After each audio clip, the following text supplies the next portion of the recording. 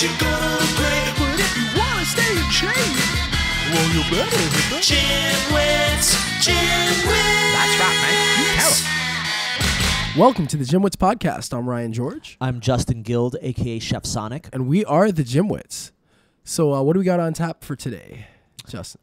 We are expanding a little bit. We are going into the world of finance, or maybe not direct finance, but sort of finance philosophy. I guess we are fitness philosophy, so we're sort of going into the world of finance philosophy, or what we call financial fitness. I don't think we coined that. The way you said it made it sound like we coined that term. We certainly did not. We certainly have not. Yeah. Like any term out there is probably already been coined. Yeah.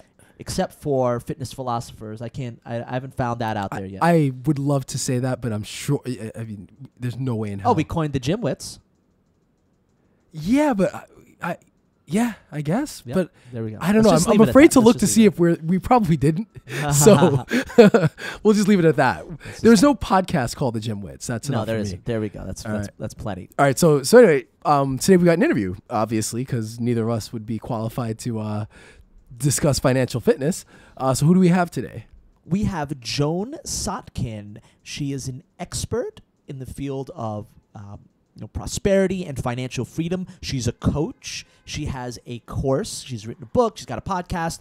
All sorts of great stuff. She's a great resource, and I hope you guys enjoy the interview. Hey, everyone. We are here with Joan Sotkin. Hey, Joan. How's everything? Thanks for joining us today. Terrific, and it's great to be here. Awesome. So let's jump right in. Your career follows a very interesting trajectory, and that you had some great success, followed by a bit of a hole that you had to pick yourself up from. Can you tell us about your career, maybe a little bit about that rise and fall and then the rise again? Funny that you should call it a career. It's funny. I've never really looked at it that way. It's just funny. What I do. It's just what I do. Just what you do. Yeah. It's just what I do. And it's a long story that I'll abbreviate because I've been around for a long time. But in the 1970s, I looked around and I had two millionaire brothers, and I couldn't rub two pennies together. And I asked the question, why? Why did they manage to create the life that they did?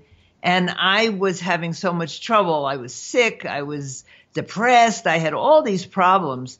And I wanted to know why. I was certainly just as smart as they were and couldn't figure out what was going on. So I had already, in the early 1970s, I had started meditating. And so I started really looking inside. In 1975, I gave away everything I owned and went wandering for quite a long time, and actually kept notes. I had a diary, a day at a glance diary, and recently recreated the story in a book that I published, The Search for Connection, and have come to understand that life doesn't happen to us. It happens through us. And the thing that determines our life outcomes are our unique combination of thoughts, beliefs, emotions, and those emotions inform our decisions, which inform our behaviors. And that's how we create our life.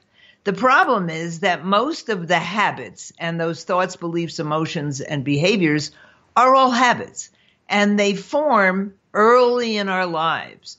So we don't even recognize that they're habits and that they can change.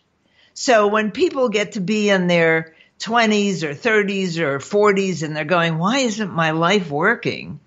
They rarely say, well, what are the habits that I have? What are the thinking habits and the feeling habits that I have that I can alter?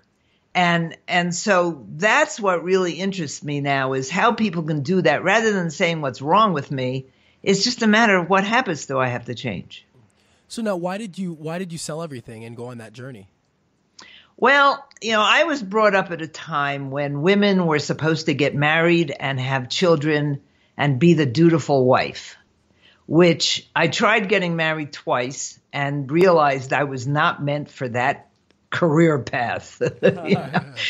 Definitely much too much laundry. Being the husband would have been a good idea, but not the wife. And so I really needed answers. I was sick. The doctors told me that I could never be healthy, and I was broke. So I had really no choice. I was living in California, had a ticket to go back to a family wedding in New Jersey. And so I had no idea what I could do next. And I decided to just go home with a suitcase full of stuff, and that was it. And so the decision, I guess my mind works in odd ways, and I was never taught to think about job. My father was an entrepreneur. Both my grandparents were entrepreneurs.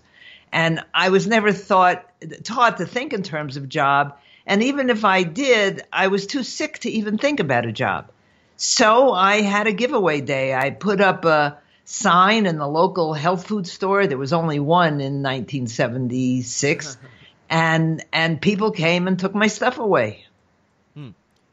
And it was wonderful. Nice. It was the most spiritual experience because I was just sharing my life with everybody. You know, recently I did a bit of a purge. I threw out a ton of stuff that I had that was cluttering up my apartment. It's really something you don't think about, how much stuff we just keep for no reason. And we have this psychological attachment to physical things, always worrying, oh, we're going to need this, you're going to need that. It was so liberating when I just threw it all away. I was like, wow, this feels awesome. So funny how that happens.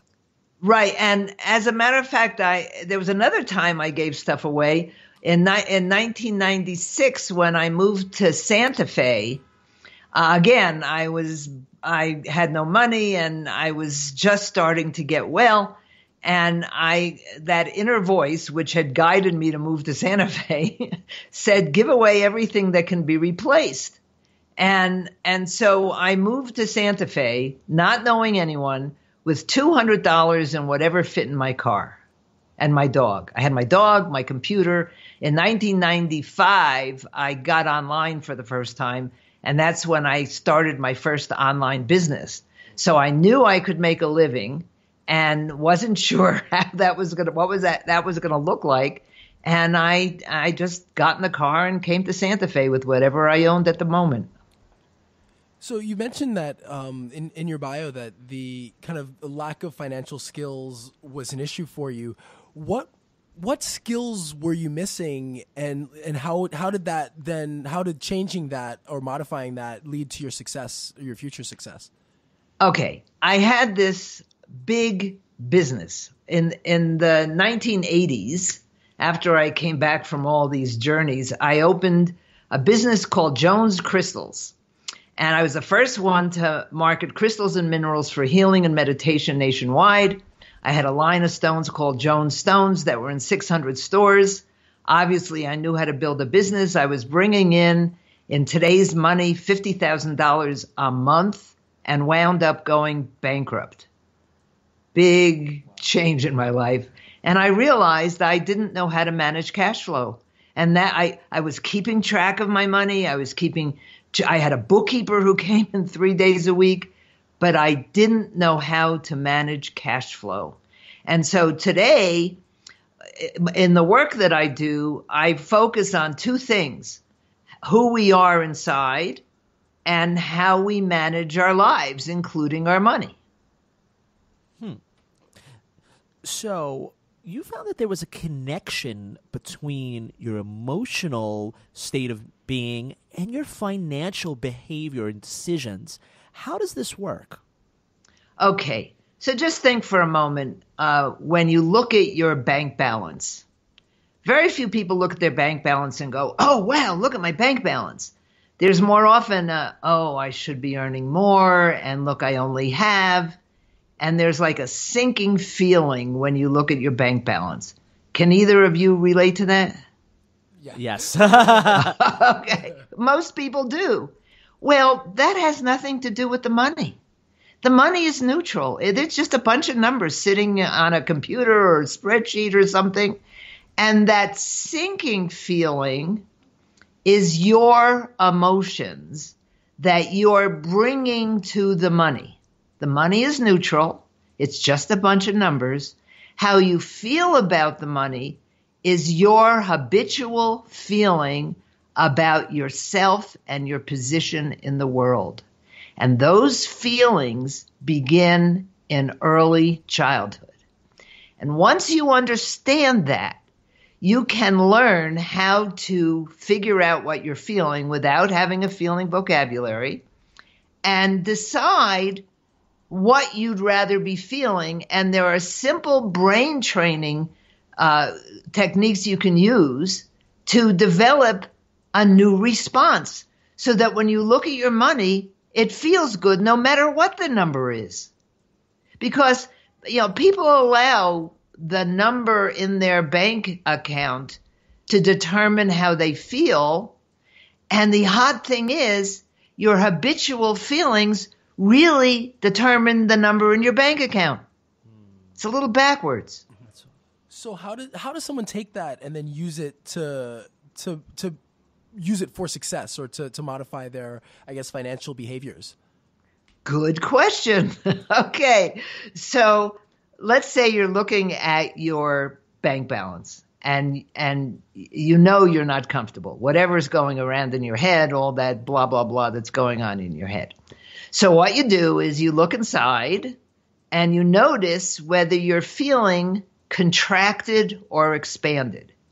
Now, can you imagine when you're looking at your bank balance and you're not comfortable, you're feeling contracted, right? Oh, yes. Okay. So that's the first step, is recognizing when you feel contracted. And then you say to yourself, well, when did I feel this before? And you're bound to remember something either in the immediate past or your way back when. But when you're remembering, you can't remember anything about money. It has to be about something else. It was when you were told as a kid that you weren't up to speed, that you weren't doing well, that you didn't get picked for the team. Whatever that is, that's that same feeling of contraction. And it can be a mixture of shame and deprivation. It can be a mixture of a bunch of different things. But it's contraction. So then you say to yourself, okay, because my protocol is recognize, release, replace, and repeat. Because in order to create new emotional responses to what you're normally doing, you have to build new neural pathways in your brain. It's a very simple process. Just recognize, release, replace, and repeat. And each experience starts to build and continues to build the neural pathways. So if you're sitting there feeling contracted and you get in touch with a time when you were a kid, when someone took your toys away, that's going to be the same feeling as your fear of losing what you have or not having enough. Or if you didn't bond well with your parents and you were always longing for love and touch. I mean, all those things get acted out through money. So you just say, okay, what am I feeling? When did I feel it before? And then there are a number of techniques you can use to release the feeling. And I can give you some of those as we move along. And then you say, what would I rather be feeling? So on a very basic level, you'd rather be feeling expanded, right? Absolutely. Okay, so you take a deep breath and you allow yourself to expand. You remember a time when you felt really good about something you were doing. Your subconscious doesn't know time and space. It just knows what you tell it. So what you're telling it is, I am expanded. And you allow yourself to just let go. Like when you were giving away all that clutter, there was a feeling of letting go. And so you just let go and allow yourself to feel expanded. Wow. And just imagine your cells expanding and your mind expanding and your business expanding. And you just take yourself into that space rather than staying in the contracted space. Does that make sense? That does, and that's funny because I think that's going to segue perfectly into what my next question is, and this is definitely a multi-tiered question. I think it will apply to just a lot of people. I can speak for myself and my partner Ryan as entrepreneurs that we are, people that are very close to me. Now, when we think about the modern sort of marketplace for entrepreneurs, it can get extremely discouraging. There's lots of competition, often from people that are not very qualified at what they do, that are competing with you. There's a lot that has to do with sales of a service or sales of a product, not really quality based, but just, the look of something or the way something is promoted is often, more important than the substance itself.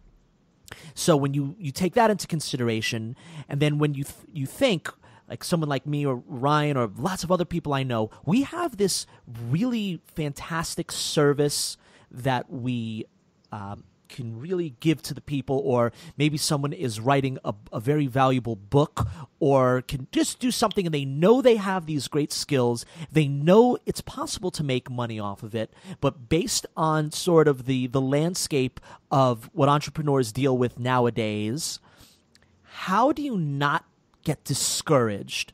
And then how do you sort of push past it, all the competition and all this sort of everything that's blocking you to actually start to make money using your abilities? That is a brilliant question. Thank you. I've been online for almost 22 years. I started my first website when there were only 500 websites. 500,000 websites. Sure. And it was easy. There was no cart. I had to use an order form, but it was easy because everybody was so excited about this new thing, and it was not like it is today. And I've had to face this increase in competition. When I started doing teleclasses in 2003, I would announce a teleclass. I could bring in $1,000 in a minute. It's just really easy, right? And now there is so much competition, and I think you have to make a decision to really, we talked about financial skills, learning cash flow management, but you also have to understand the marketplace. And a lot of people go into business without the required business skills and an understanding of how much marketing it takes in today's market. I just finished this course, Rewire Your Brain for Prosperity and Financial Freedom, and it's a great course, but now I have to spend a whole lot of time marketing it, like going on podcasts and telling people about it. You have to find a marketing method that works for you. And I've tried a lot of different things online. I've got a number of things in my orbit now. I've got an Etsy shop. I've got books that I'm selling. I have courses. And I really see that I have to take one of those things and spend my time marketing that thing. That focus becomes so important now. And in terms of the discouraging and the competition, one of the things I've learned along the way is never to compare myself to someone else. And for example, in my business, I'm an information marketer. And there are so many people making claims that are so absurd, like you can sell easily to high-end clients. That's one of my favorite buttons that get pushed. And the other one is you can start making a lot of money quickly. It just doesn't happen for 99.9% of the people. So I'm up against people making a lot of false claims. Sure. And they're also, they make the false claim, they do a launch, they make all this money, then they hire everybody to help them. So I've just had to say, okay, what do I want my life to look like? And stop focusing on the money and decide what it is I really want from life. And so once I realize that I'm in a niche market. In other words, everybody who wants to make a lot of money is not going to be attracted to what I have to offer. Some of them are going to like it, people who have been on the personal growth path. I mean, I have a nice niche market. And am I going to make $1 million doing what I'm doing? I don't know.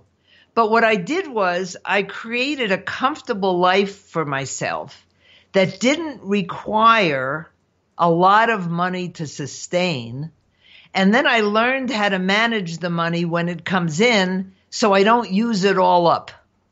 Does that make sense? Yes. Big time. Okay. And the problem is when you're in your 20s or 30s or even 40s and you're an entrepreneur, entrepreneurs basically are hopelessly optimistic.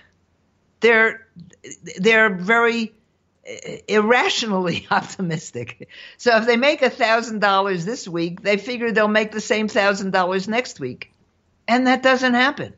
So you have to, as an entrepreneur, learn the marketplace, learn how to manage your money.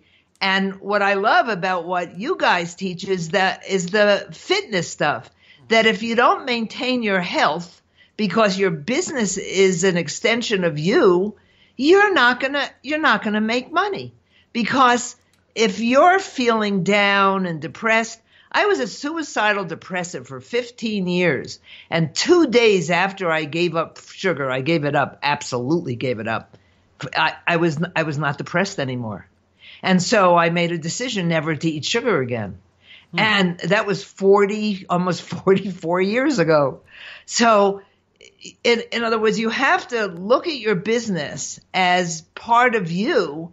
And if you're not taking care of you, if you're not getting enough sleep, if you're not exercising on a regular basis, if you're not eating fresh whole foods and you're skipping meals because you haven't got time, if you're always in a rush and you're really stressing your adrenal glands, it's not going to last. And your energy isn't going to be there to do what you have to do.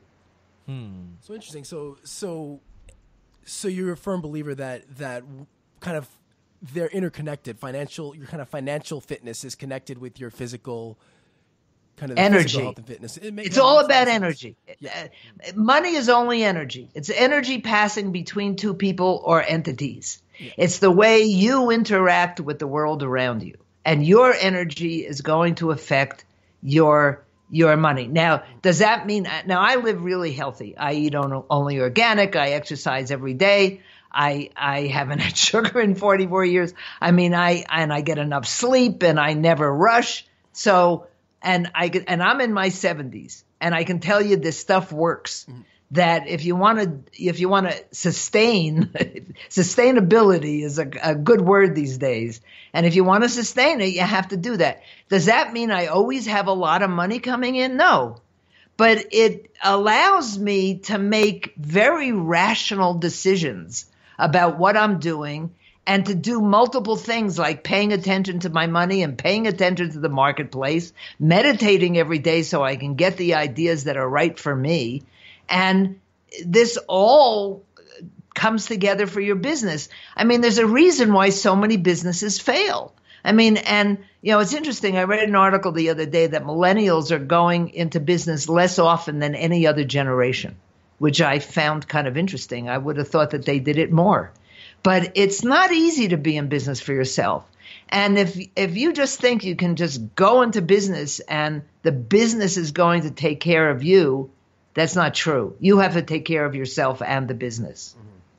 Well, yeah, and it's interesting. There's a connection between kind of being financially stable and physical fitness, and it seems like they're kind of guided by the same mechanisms, because often fitness programs are sabotaged by poor impulse control, bad preparation. And, even from my own personal experience, from the experience of others, like financial problems often come because of poor impulse control, improper preparation. And it's an interesting connection between the two that I've never really considered. Absolutely. In other words, I'm really glad that I had to give up sugar 44 years ago because I have more discipline than most people ever think about having. I mean, can you imagine not eating any sugar in this world? Yes, and I did it. It was very, very, except from fruit. But yes, it was very difficult. So you said I did it. Did you continue to do it? No, that wasn't the plan. Okay. But I did it. I did it for the prescribed amount of time that I had planned on doing it. Okay. So. Well, I think it's something you have to do because it can really hurt your body because of the inflammation.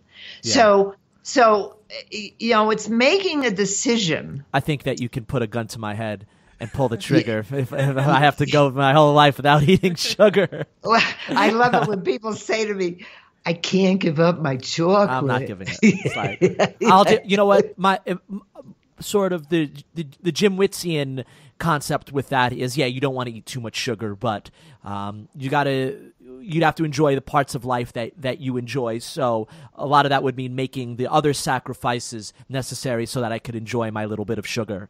But I don't overdo it. I don't overdo it. So I understand. Right, and that's important. And you're focused on your health, and you're going to make as you move along, you're going to make new decisions. I mean, it's just part of everybody evolves within themselves, and what's right for you today is not going to be what's right for you 20 years from now. I mean, it's like when people talk about what is my purpose. My purpose has changed a whole lot of times in the time I've been around.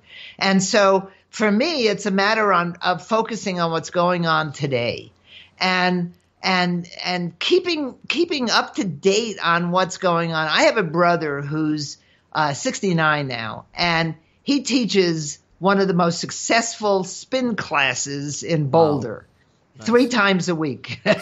He sometimes does it 2 hours in the same day. Okay. And he's been living much the way I do. So he turned me on the other day to this thing that you can get on Amazon. It's like this acupressure pad. It's like laying on a bed of nails is the simple way of saying it. So he said it really affected him. So I got one for my back and neck. And I can't believe how much better I feel. Wow. At my age, I'm still finding ways of feeling better and better on a daily basis. Finding out what works for me, what doesn't work for me, and not pushing myself too hard. I have a tendency to find my limit. I think that's so important. A lot of people don't know what their limit is, and they overdo it. Exactly. And because they're comparing themselves to other people. Mm-hmm. It's like with the money. I should have more money at this age. Joe Schmo has more money than I do. That's none of your business. Yeah, exactly. Exactly. Pay attention to you. That's why I think it's so important to meditate on a regular basis. Yes. Because to me, that's where you get in touch with what's really inside of you. And when you can feel yourself being really anxious about anything, well, that's not real. If you're anxious about what's going on in your life, then you're worried about the future, and that's totally a waste of time. Yes. It means you're making up a bad story about the future. You might as well make up a good one. Exactly. So, to me, all of these things can affect your business and your life outcomes. Sure. Now, something that I have gotten into recently is sort of redoing my living space. Even my car and office, home, all this stuff is, getting a new furniture, making it more aesthetic, getting rid of the clutter, the extra stuff I don't use. And I have found that it's really cleared out my head and I'm able to focus better. And now I compare it with how I was in my 20s. I never really put the time into giving myself a really nice living quarters, whether roommates or girlfriends, whoever I was living with. I always let them take care of it. And I'm curious because I bet you have some really cool insight on this. How does your home life, where you sleep, where you eat, where you watch TV, all of those things affect your work and maybe even your sort of mental state when it comes to focusing and anything along those lines? Well, remember I said it's all a matter of energy. Yes. And the energy flow through your home makes a difference. There's a whole science called feng shui. Are you Sure. familiar with that? Yes. Okay, well, feng shui practitioners will come in and tell you to move this and move that. Now, I've had Sure. 2 feng shui people come into my house, and I live kind of zen. I mean, I just can't stand clutter. I love empty space. My house is pleasant, and I have people over here all the time, but I have no clutter. My closets have big empty spaces. It's a matter of energy flow. And you're absolutely right. When you take care of yourself and your surroundings, it's a matter of awareness. You've changed your level of awareness. Can you see that? Oh, yes. Okay. Sure. So it's a matter of awareness and consciousness. And you can't possibly know in your 20s what you know in your 30s and what you know in your 70s. I mean, when I first started doing my podcast, I wanted to hide my age because I was hanging out with all these 20 and 30-year-olds.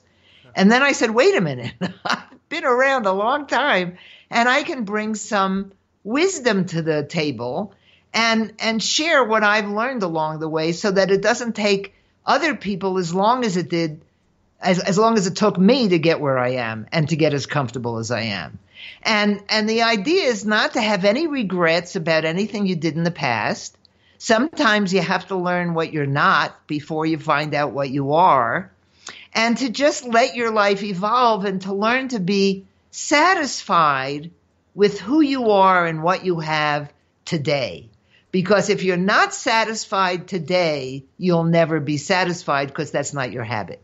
Well, I guess it's a sort of a perfect segue to the next question. Next thing I was wondering, I think a lot of people wonder this as well.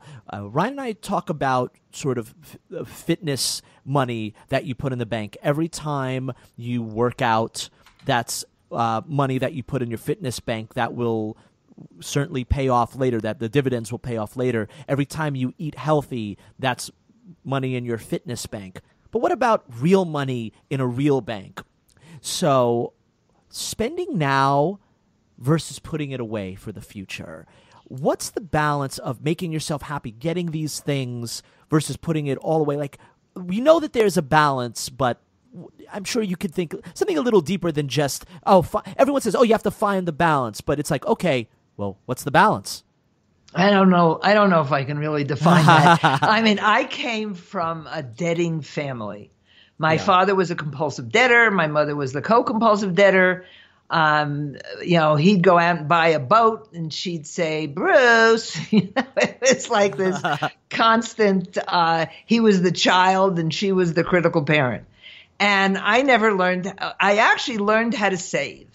But what happened every time I have money saved, someone would come along and need it and borrow it from me and they wouldn't pay it back. So I learned that it didn't pay to save. And so for me, and I'm hopelessly optimistic, I really had to learn how to save. Now, I haven't done a great job of it because I was sick for so many years and every penny I had went into whatever health things I needed. And I find as an entrepreneur, it's so easy to justify spending for your business or your health. Two things that you can always say, well, I can get that. So what I've learned is that I have to learn how to be frugal. There's a difference between frugal and miserly. Yes. But you have to really, this is all discipline that we talked about before. What decisions do I have to make? Do I really need that brand new couch, or can I find something on Craigslist?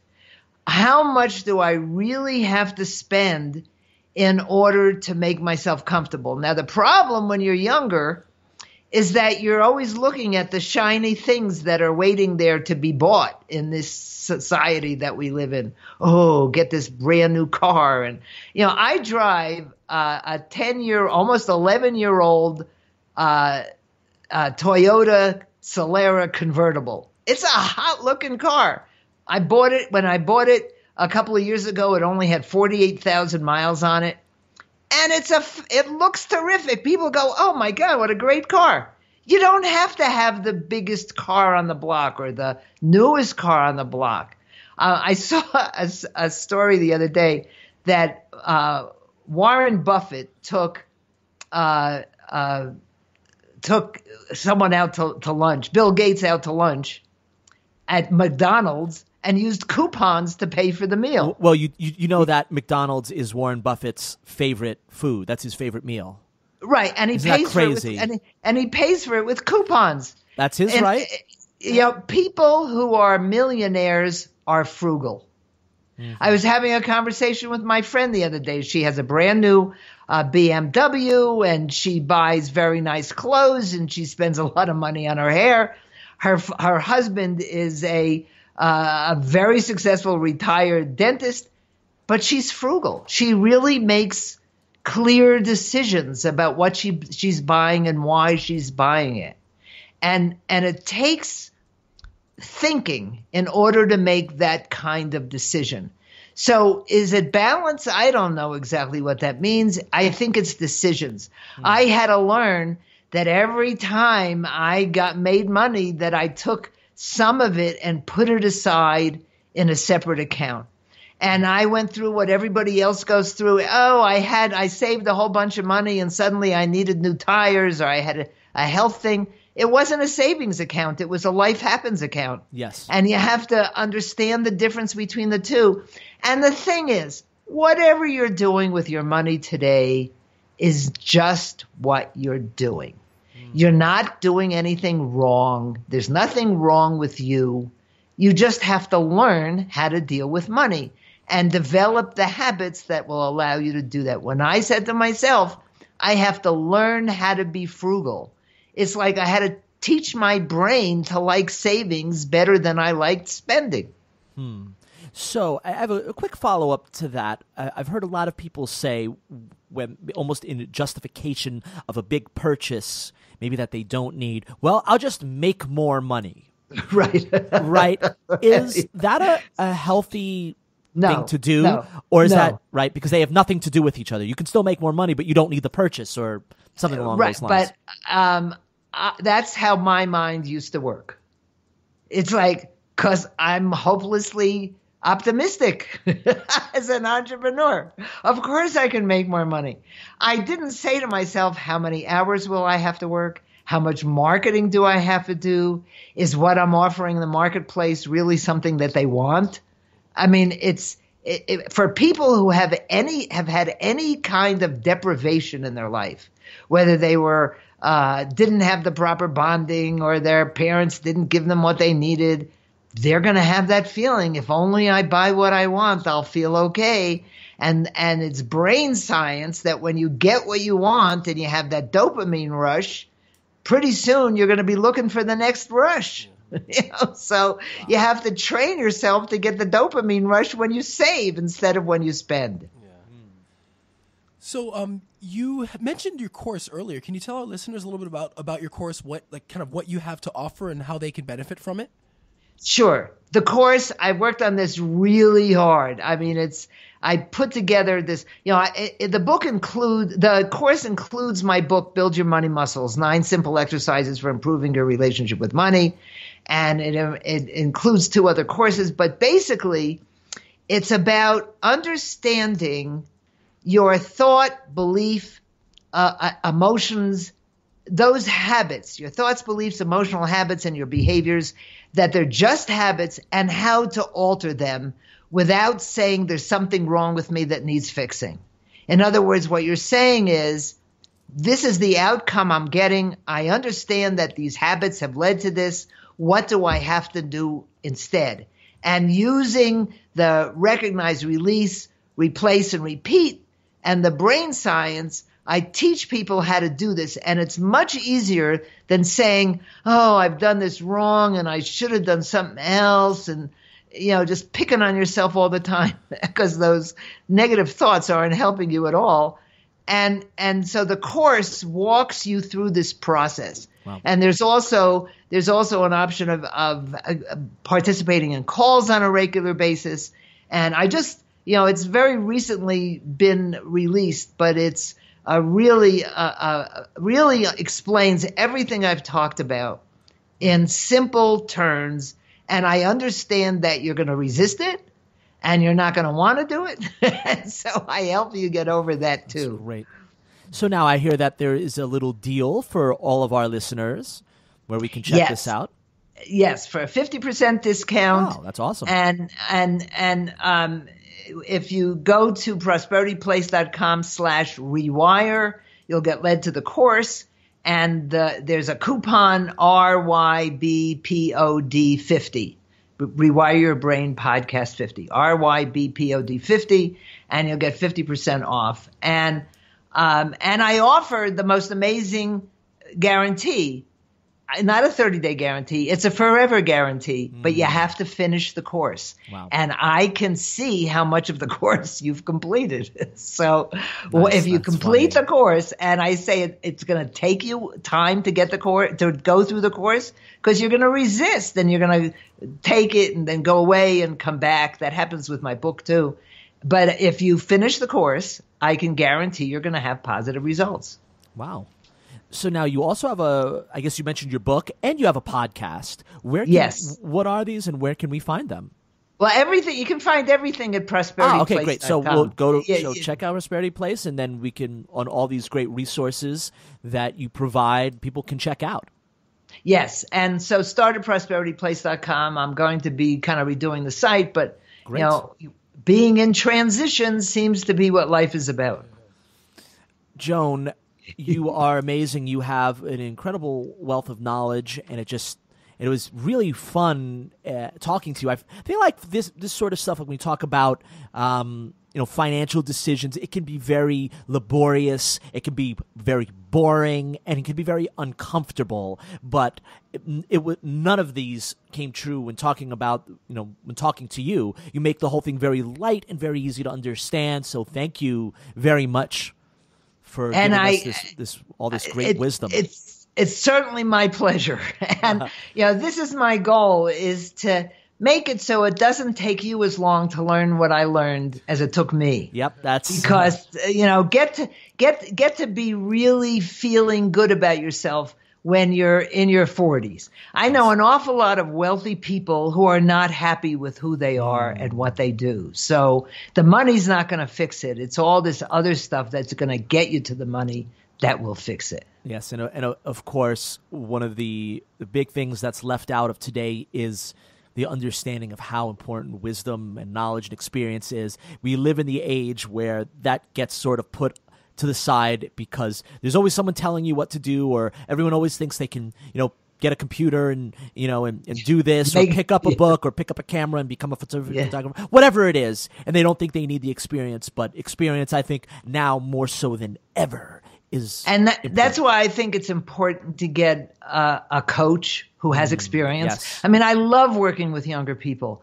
because they get it so fast. Yeah. They just don't know what they don't know. Yes, that's it. And once you understand what you don't know, I love what the young people are doing today because they know so much. I went to a webinar the other day about copywriting. When I was learning how to write copy, so many years ago, I had this swipe file in my file cabinet, and it took me, and I had nowhere to go. These were people who, I see people with lines on their face and people without lines on their face. These were people without lines on their face. Yeah. And they knew so much. Sure. They knew so much more than I know today. So with the internet, you just have to be willing to not think you don't know enough today. So, well, Joan, thank you so much for coming on the Gymwits, and good luck with everything. Thank you. So are you expecting the directions that we went in?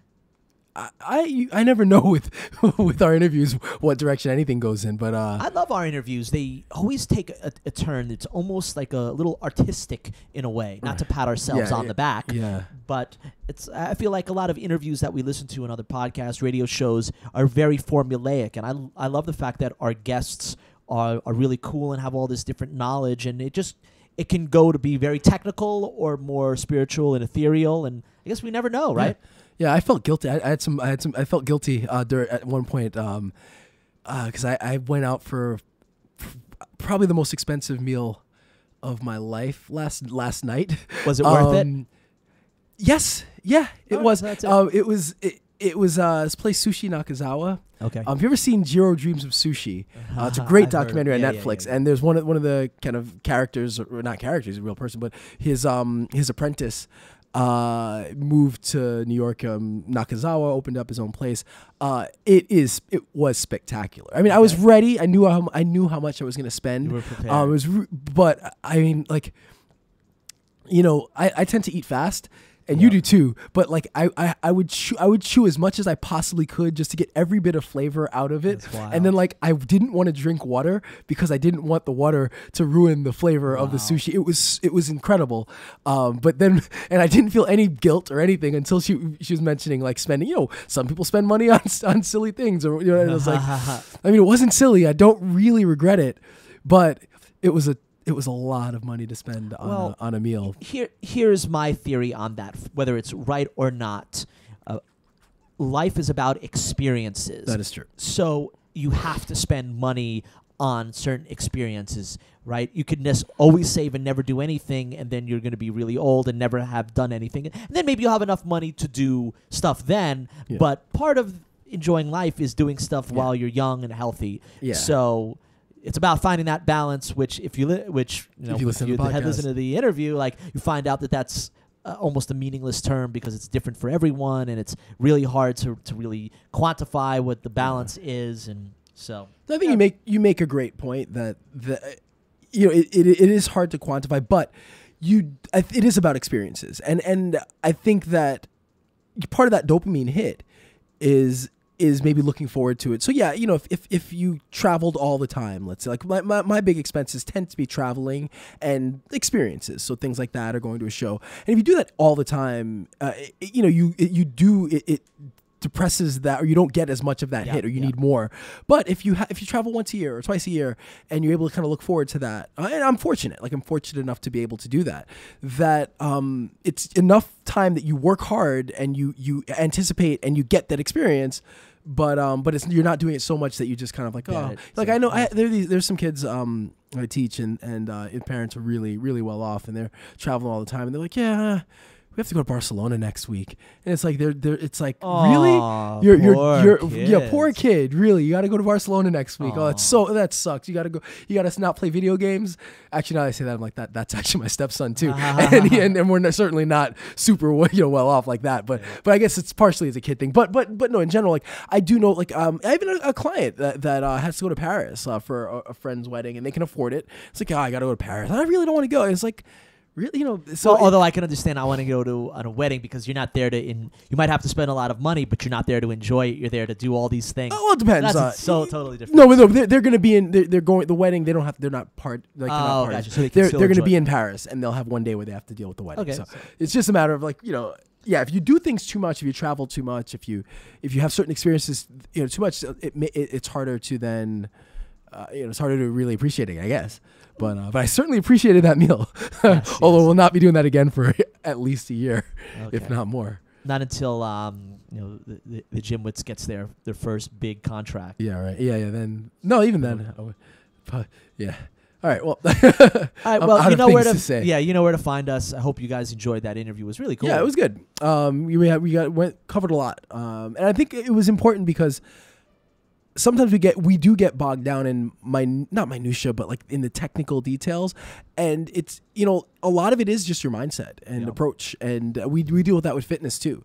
Everyone wants the next big program, and what's gonna all the details, like what do I have to do, what do I have to eat, how many calories, how many this, how many that, how many reps, and a lot of times it's not the actual program, but it's your mindset and your approach to it. Sure. And as long as you apply certain principles and you approach something properly, it'll be effective. And we even talked about how kind of approaching finances in many ways is the same as approaching fitness, and they are connected in a lot of ways. So yeah, that's it. So as usual, all of our stuff at thegymwits.com. If you haven't rated us, please rate us on iTunes. As always, that helps us a lot.